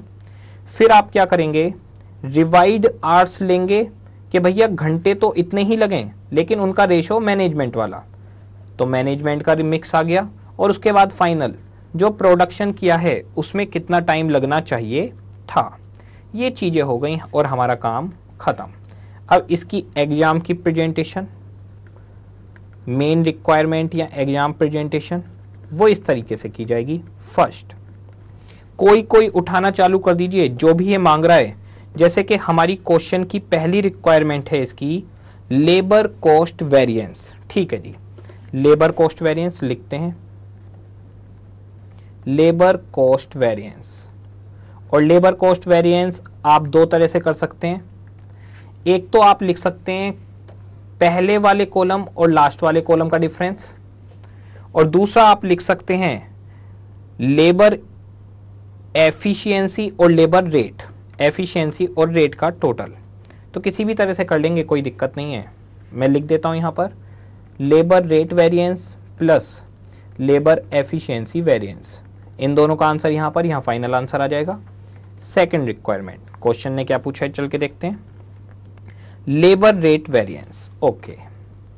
Labour rate variance column number 3 और column number 4 LRV। Labour rate variance आ जाते हैं actual are standard rate minus actual R actual rate, column number 3 और कॉलम नंबर 4। ठीक है, actual are standard rate minus actual R actual rate. ठीक है, तो भैया स्टैंडर्ड रेट से कितनी पेमेंट बनती? 59,600। एक्चुअल रेट से कितनी पेमेंट बनी? 66,600। 7,000 का नुकसान हो गया। ठीक है, ये आ गया हमारे पास लेबर रेट वेरिएंस के 7,000 का नुकसान हो गया। ये 7,000 का नुकसान आ गया था। ठीक है, इसके बाद क्वेश्चन ने पूछा है लेबर एफिशिएंसी वेरिएंस। ठीक है, third labour efficiency variance. Labour efficiency आप डायरेक्ट लिखना चाहो तो डायरेक्ट भी लिख सकते हो। एफिशिएंसी होगा कॉलम नंबर 1 और कॉलम नंबर 3 का डिफरेंस। या तो ये ले लीजिए या फिर लिख लीजिए labour yield plus labour mix. Labour yield variance plus labour mix variance यहां पर आ जाएगा, यहां आंसर लिख देंगे। फोर्थ क्वेश्चन ने आपसे पूछा है लेबर मिक्स वेरिएंस। ठीक है, लेबर मिक्स वेरिएंस ये आ गया हमारे पास लेबर मिक्स वेरिएंस। यहां पर आ गया लेबर मिक्स किस किस कॉलम का difference? Column number 2 and column number 3। ठीक है, revised hours standard rate minus actual hours standard rate. Okay, revised hours standard rate की अगर बात करूं 63,800 माइनस 59,600। ये मेरे पास हो गया 63,800 लगने थे, 59,600 लगे हैं, 4200 का फायदा, 4,200 फेवरेबल। ठीक है, फायदा हो गया। लास्ट वेरिएंस लेबर यील्ड ही बचा है, वही पूछ रहे होंगे। लेबर यील्ड वेरिएंस पहले 2 कॉलम का डिफरेंस है और पहले 2 कॉलम होते हैं standard R standard rate minus revised hours standard rate. ये हमारे पास आया था पहला कॉलम 58,000 और दूसरा कॉलम हमारे पास है 63,800। तो यहाँ पर हमें 5800 का नुकसान हुआ था। ठीक है, यील्ड और मिक्स आ गए, 5800 का यहाँ नुकसान, 4200 का फायदा। तो यील्ड 58 का नुकसान, मिक्स 4200 का फायदा, ओवरऑल 1600 का नुकसान। ठीक है, 1600 का नुकसान और ये 7000 का नुकसान, 7000 का नुकसान और ये 1600 का नुकसान, ओवरऑल 8600 का नुकसान। ये हमारे पास क्वेश्चन पूरा खत्म हुआ। ठीक है, चेक कर सकते हैं। ठीक है, ये पूरी कहानी खत्म हुई। इसे एक बार पूरे को रिव्यू कर लीजिए किस तरीके से चल रहा है। आ रहा हूं मैं आपके पास। एक बार इस पूरे को यहां तक लेबर तक का पूरा पढ़ लीजिए, देख लीजिए। इसके बाद फिर मैं आइडल टाइम स्टार्ट करवाऊंगा, पॉज करके पूरा देख लीजिए, लिख लीजिए अपने पास, नोट कर लीजिए। मैं लिखने का टाइम नहीं दे रहा हूं, इसमें करवाता जा रहा हूं कि आप सीडी देखें, समझें, फिर नोट कर लें, समझ में आना चाहिए बस। अब आइडल टाइम वाले पर आते हैं। क्वेश्चन नंबर 10 है हमारे पास। लास्ट क्वेश्चन 9 देखा था हमने। 10th के अंदर आइडल टाइम सीखेंगे। बहुत बहुत बहुत ही ज़्यादा सिंपल है, आराम से देखिएगा, एक ही बार में समझ में आ जाएगा। आराम से देखिएगा। क्वेश्चन पढ़ते हैं सबसे पहले। Question number 10th, a gang of workers usually consist of 10 men, 5 women and 5 boys। Okay, तो एक गैंग है, उसके अंदर 10 मैन है, 5 वुमेन है, 5 बॉयज हैं, यानी रेशो हो गया 10:5:5। They are paid at standard hourly rate 1.25, 0.8, 0.7। Okay, ये उनका रेट मिलता है उनको। In a normal working week 40 hours the gang is expected to produce 1000 units of output. हमें लगता है कि अगर पूरा गैंग 40 घंटे काम करे तो 1000 यूनिट बना लेगा। अगर पूरा गैंग 40 घंटे काम करे, टोटल कितने बंदे हैं गैंग में? 20 वर्कर्स। ओके, गैंग में टोटल 20 वर्कर्स हैं, 40 घंटे उन्होंने काम किया, तो इसका मतलब कितने घंटे काम हो गया? 800 घंटे। तो क्वेश्चन कह रहा है कि अगर 800 घंटे काम किया जाए तो 1000 यूनिट बनकर तैयार हो जाएंगी। ओके, अब आगे पढ़ते हैं। In a certain week the gang consist of 13 man, 4 women, 3 boys. Actual wages were paid at 1.20, 0.85, 0.65। Okay, 2 hours were lost due to abnormal idle time. 2 घंटे का हमारा नुकसान हो गया, यानी टोटल एक हफ्ते में 40 घंटे हैं, जिसमें से 2 घंटे लॉस्ट हो गए। बताइए काम कितने घंटे हुआ होगा? 38 घंटे काम हुआ होगा।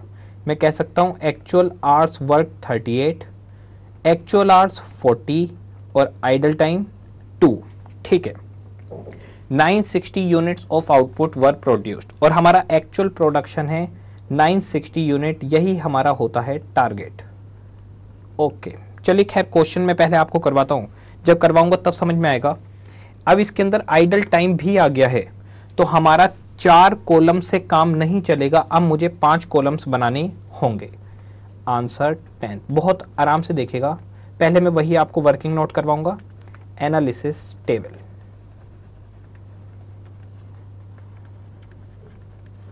ठीक है, ये हमारे पास एनालिसिस टेबल आ गई। अब हमें एक कॉलम फालतू बनाना पड़ेगा। इस बार मुझे एक कॉलम फालतू बनाना पड़ेगा।